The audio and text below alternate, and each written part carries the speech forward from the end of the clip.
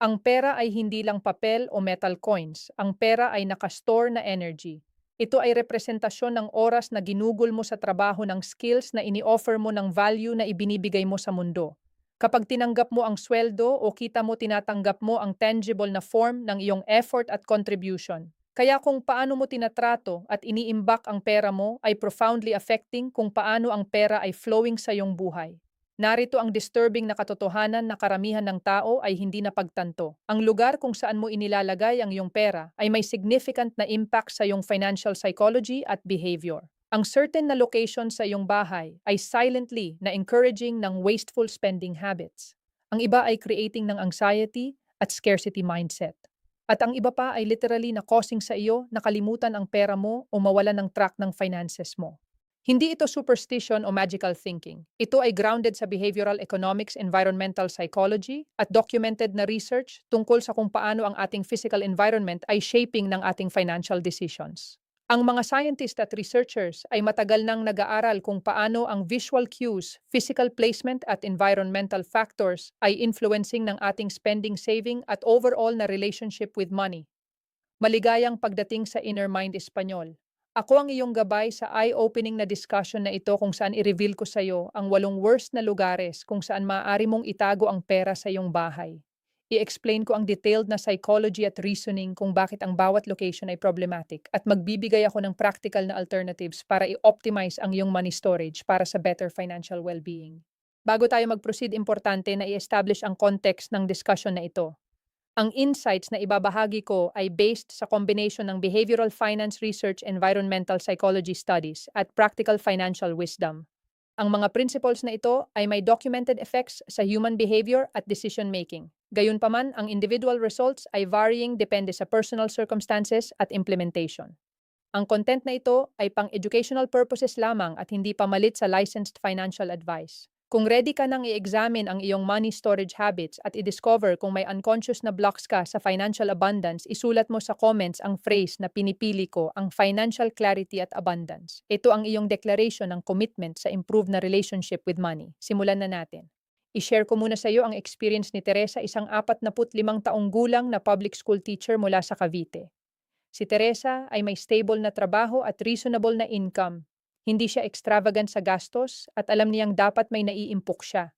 Ngunit sa kabila ng consistent na sweldo every 15 days, parang hindi siya makapag-build ng substantial na savings. Hindi naman siya nagsha-shopping ng hindi kailangan. Hindi naman siya nag-aalok sa vices. Ngunit every month ang pera ay parang nauubos bago dumating ang susunod na sweldo. May phantom drain sa finances niya na hindi niya ma-identify. Frustrated si Teresa dahil kabisado niya ang math. Ang income minus ang fixed expenses ay dapat may leaving ng reasonable amount para sa savings. Ngunit sa actual ay hindi ito nangyayari. Nag-iisip siya kung may mali ba sa budgeting niya o kung naturally lang ba siyang malas sa pera. Isang araw may seminar siya na inattend tungkol sa financial wellness para sa government employees. Ang speaker na si Mr. Santos ay isang financial behavior consultant ay may interesting na segment tungkol sa physical environment at money habits. Tinanong ni Mr. Santos ang audience kung saan nila inilalagay ang pera nila sa bahay. Ang sagot ni Teresa ay typical. Ang wallet ay nasa bag na nakahang sa likod ng door. May emergency cash sa drawer ng side table. May coins sa maliit na baso sa kitchen. At may ipon sa envelope na nakatago sa cabinet ng bedroom. Ipinaliwanag ni Mr. Santos kung paano ang bawat isa sa mga storage locations na ito ay may psychological implications na affecting ng spending behavior at overall financial mindset.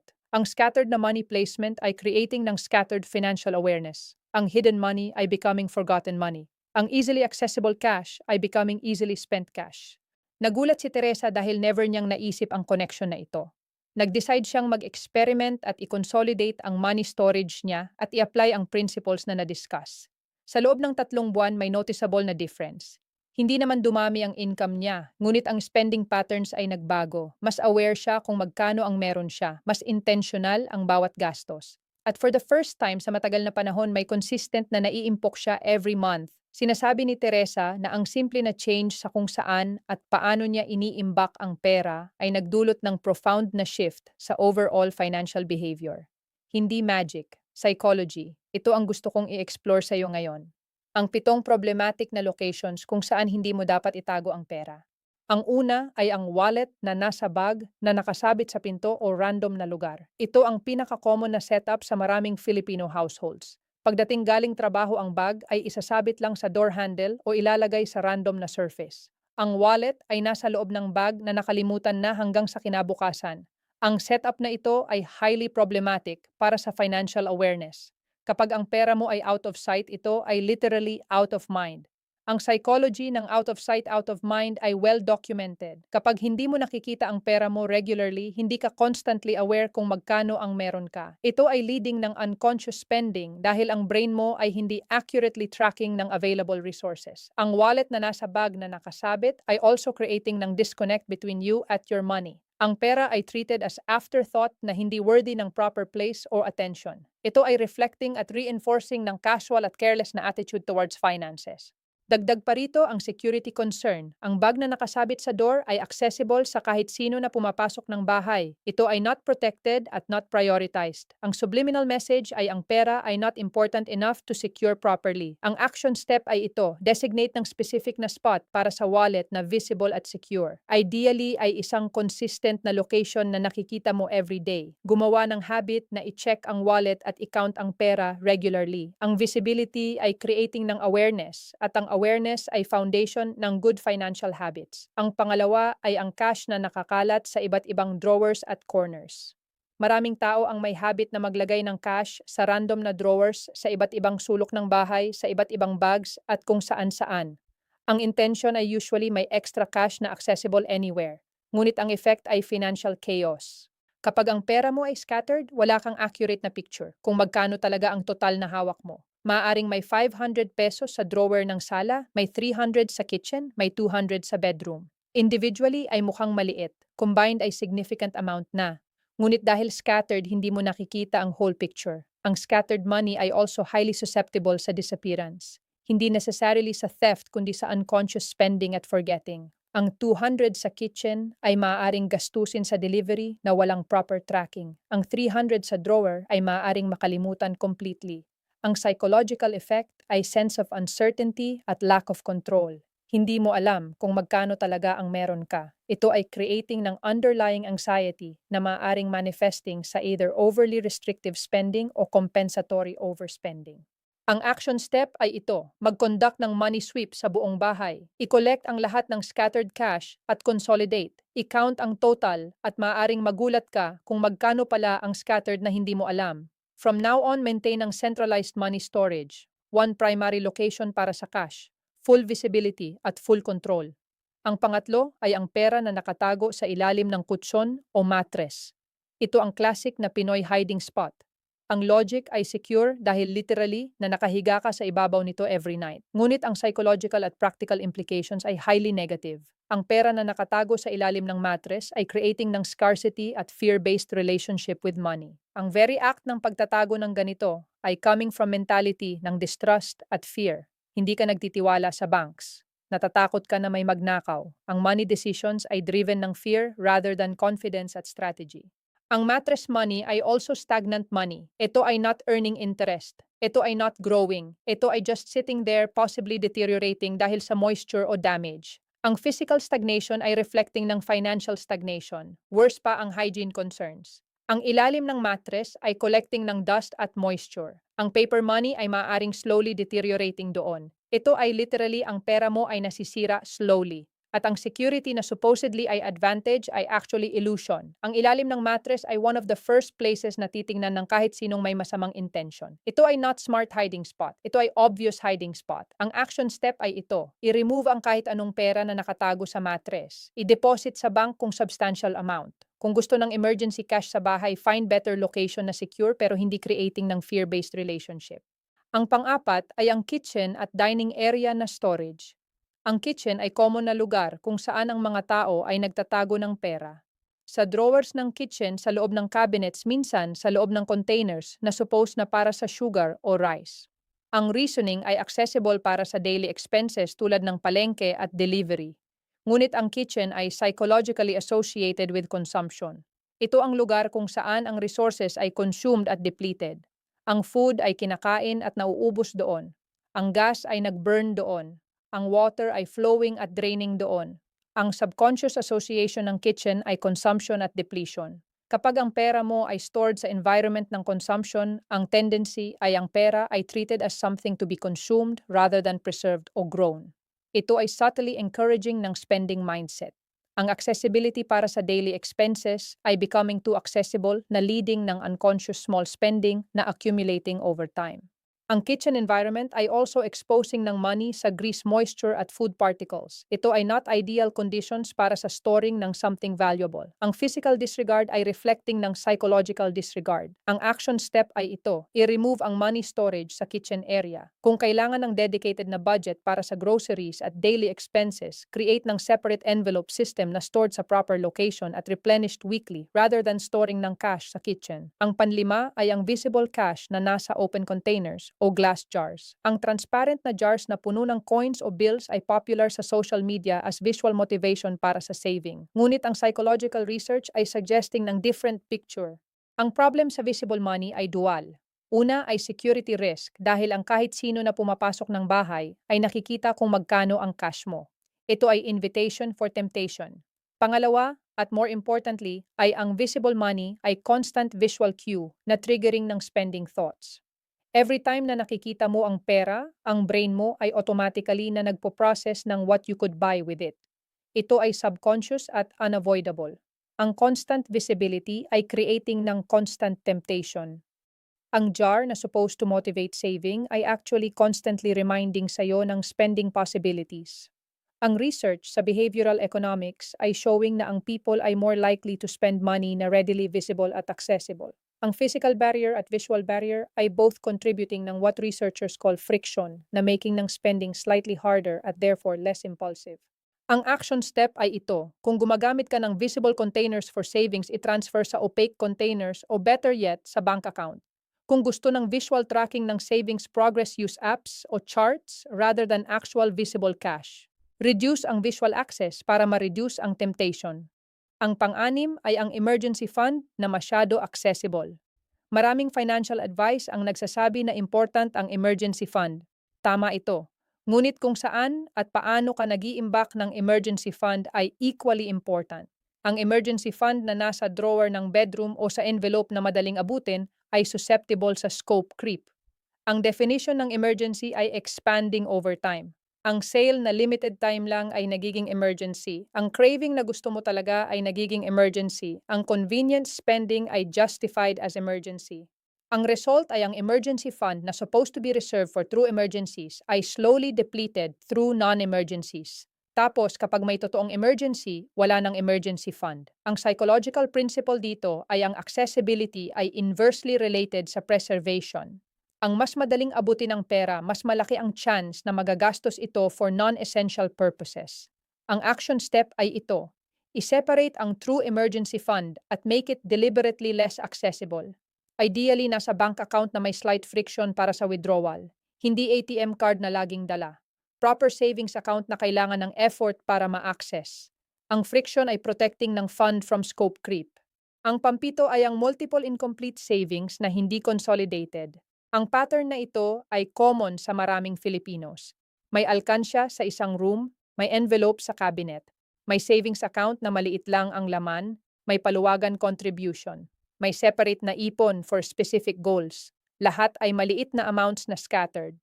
Ang psychological effect ng fragmented savings ay na-minimize ang perceived value ng total savings. Ang 500 dito, 300 doon, 200 somewhere else ay individually na feeling insignificant.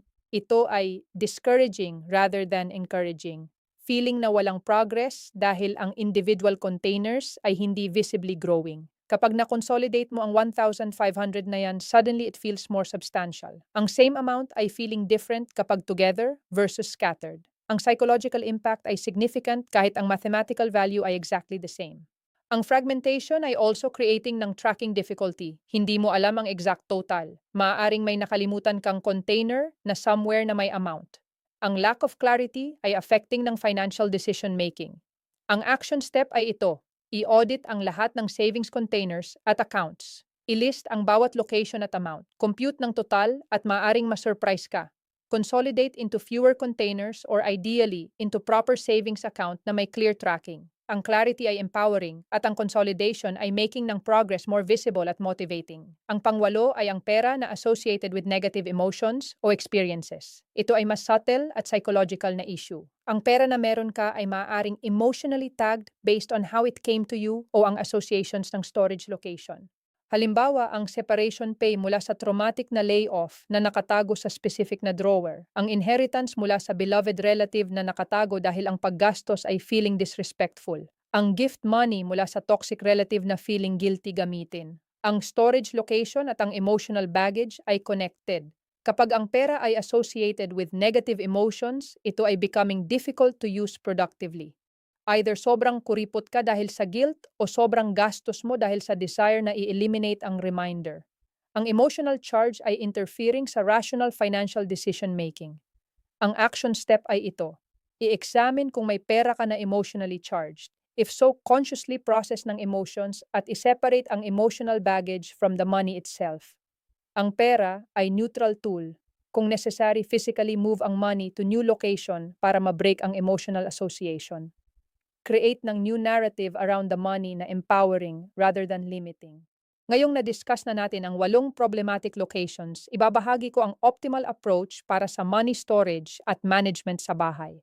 Ang principle number 1 ay ang centralization with clarity. Ang pera mo sa bahay ay dapat nasa minimal number of locations na clearly defined at regularly monitored. Ideally, one wallet para sa daily cash, one secure location para sa home cash reserve at proper bank accounts para sa larger savings. Ang centralization ay creating ng clarity. Alam mo exactly kung magkano ang meron ka at saan exactly nakalagay. Ang clarity ay foundation ng good financial decisions. Hindi ka magde-decide ng maayos kung hindi mo alam ang accurate picture ng resources mo. Ang principle number 2 ay ang appropriate accessibility based on purpose. Ang different money ay dapat na may different levels of accessibility based on purpose. Ang daily spending cash ay dapat accessible pero not too accessible. Ang weekly budget ay dapat accessible weekly. Ang emergency fund ay dapat accessible pero with deliberate friction. Ang long-term savings ay dapat hardest to access. Ang tiered accessibility ay protecting ng money from wrong usage while ensuring na available siya when truly needed. Ang principle number 3 ay ang regular review at counting. Whatever ang storage system mo dapat, may habit ng regular review, weekly na alam mo kung magkano ang nasa wallet, monthly na alam mo ang total cash position. Ang counting ay not just about tracking. Ito ay creating ng conscious relationship with money. Ang people na regularly count their money ay mas aware ng spending, mas intentional sa decisions, mas connected sa financial goals. Ang simple act ng counting ay powerful financial practice. Ang principle number 4 ay ang respect in storage. Kung paano mo physically iniimbak ang pera ay reflecting at reinforcing kung paano mo mentally tinatrato ang pera. Ang crumpled bills na nakasalaksak sa kung saan ay reflecting ng careless attitude. Ang organized bills na properly stored ay reflecting ng respectful attitude. Ang simple act ng straightening bills at organizing coins ay creating ng mindset shift. Ito ay signaling sa iyong subconscious na pera ay valuable at deserving ng proper treatment. Ang principle number 5 ay ang security without fear. Ang money storage ay dapat secure, pero ang security ay coming from practical wisdom rather than paranoid fear. Ang reasonable precautions ay healthy. Ang excessive hiding at fear-based behavior ay unhealthy. Ang goal ay confident security. Alam mong safe ang pera mo pero hindi ka constantly worried about it. Ang peace of mind ay valuable at ang storage system ay dapat supporting ng peace of mind. I-share ko ang step-by-step process para i-optimize ang money storage mo. Ang step 1 ay ang complete audit. I-collect mentally o physically lahat ng locations kung saan may pera ka sa bahay. Bawat drawer na may coins, bawat bag na may loose bills, bawat container na may stash. List them all. Ang step 2 ay ang consolidation.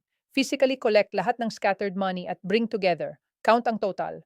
Document. Ito ay giving ng clear baseline picture. Ang step 3 ay ang categorization. Decide kung paano mo i-distribute ang money based on purpose. Daily wallet cash, home emergency cash, bank deposit. Be intentional. Ang step 4 ay ang proper storage setup.